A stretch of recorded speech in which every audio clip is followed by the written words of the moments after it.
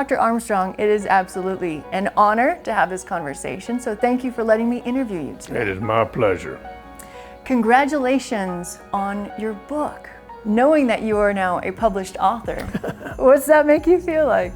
Well, you know, it really makes me feel good. It's something that I had never anticipated doing, and then once it's finished, I really feel great. This book seems like it is a must-have if you don't know anything about horses, but it's also really an educational tool for an advanced horseman. What do you hope people get out of reading this book? I hope to get wisdom. You know, it's one thing to be smart, it's another thing to be wise. And wisdom, I think, is what keeps you from getting hurt with the horse, and it also enables you to do the things that you want to do. You say that the horse is one of God's most magnificent creations. Will you help me understand how you see horses and what you appreciate and love about them? You know, if you read the Bible and whatnot, and all the ancient books, it talks about horses and has pictures of horses, you know, on all the petroglyphs and whatnot. And I'm told that everywhere you see that man has been, and he's been successful, that there are always the hoof prints of horses. Will you tell me about your first horse? My first horse was a paint horse. She was a little mare named Beauty that my dad, he didn't buy her just for me, but he got her for all of us. And we rode many miles, you know, and if you had a problem, you could talk to her and tell old Beauty about it, and she'd listen, and she wouldn't criticize you about it, and just come home and everything would be good. Do you think that's when you first fell in love with horses? Probably, yes, yeah.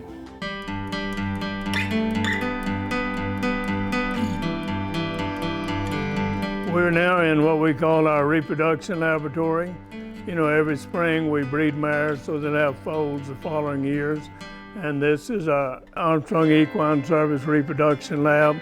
I had my first mare bred in 1963. That was a few years ago. We're not what you would call a large breeding farm. We'll breed 40 to 50 mares a year. So it's quite an exciting place to be in the spring.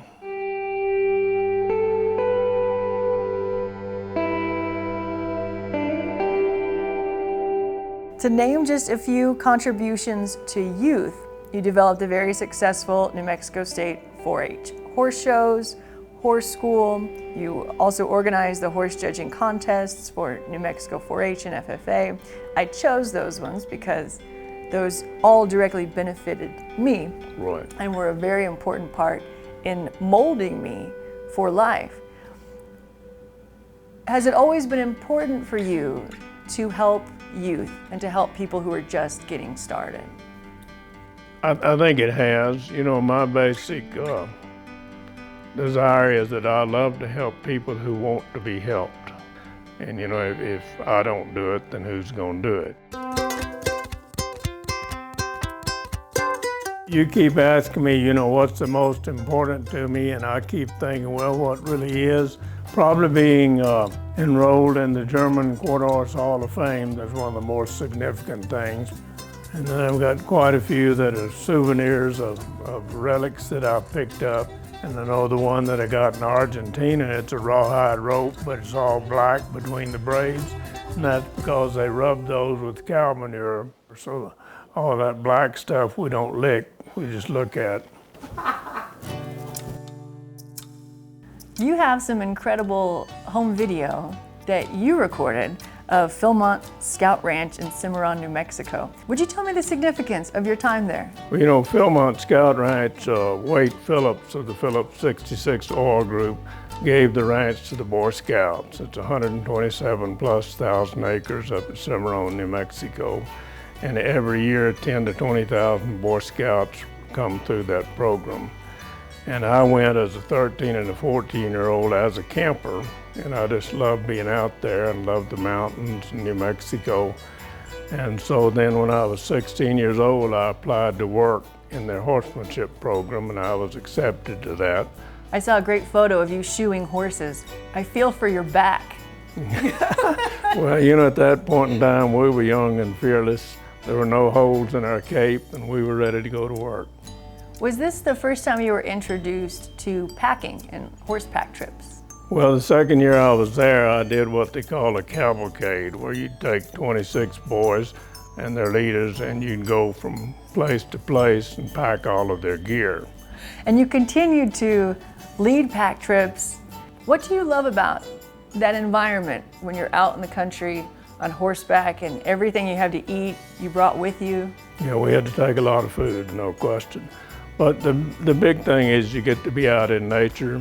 I saw a great photo of you jumping a substantial log, and likely in a Western saddle. Yes. You're a little wild, Dr. Armstrong. I never have been accused of being careful. You are currently preparing to compete again.